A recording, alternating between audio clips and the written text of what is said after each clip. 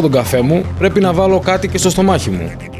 Και κυρίως στο στομάχι των συνεργατών μου που γκρινιάζουν. Το πανέτο είναι η καλύτερη λύση γιατί θα βρω τα πάντα.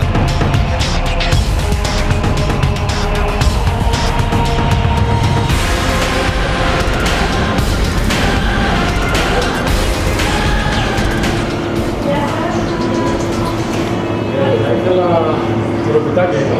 Ναι, βεβαίως. Εδώ 3 τυροπιτάκια.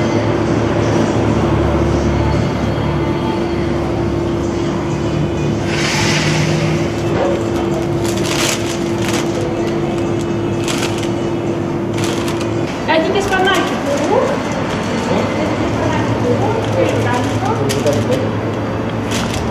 Και εδώ πέρα έχουμε. Μπικάκια έχουμε μεγάλη κουταλιά. Τροπίνι, Να πάρουμε τώρα ένα λεπτό. Ένα ματιλάκι. Ωραία. Ναι. Θέλω να το υπογράψεις ώστε να θυμάσαι ότι είναι το δικό σου. Ωραία. Για ποιο λόγο? Θα σου κάνω ένα κόλπο. Απλά υπόγραψε το. Από πού είστε? Από το Street Magic.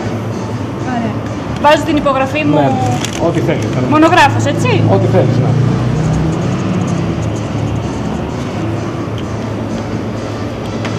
Ωραία, λοιπόν.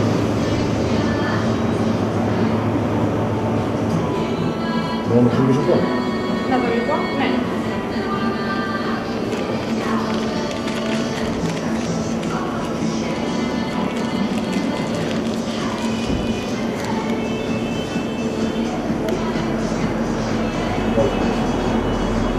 Να το βάλω όλο. Μόνο φύσηξε.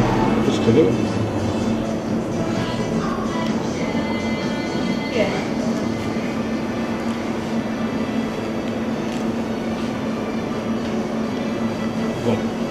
Θέλω να μου φέρεις ένα γλυκό. Ένα γλοπιτάκι. Φέρε μου ένα αυτό με το κουπάκι. Ναι. Πάρα πολύ ωραία. Βάλτε το εδώ πέρα. Εκεί πάρα πολύ ωραία. Τώρα. Πρόσεξε τι έγινε. Πλάκα κάνεις που πει. Δεν θα πιστεύω.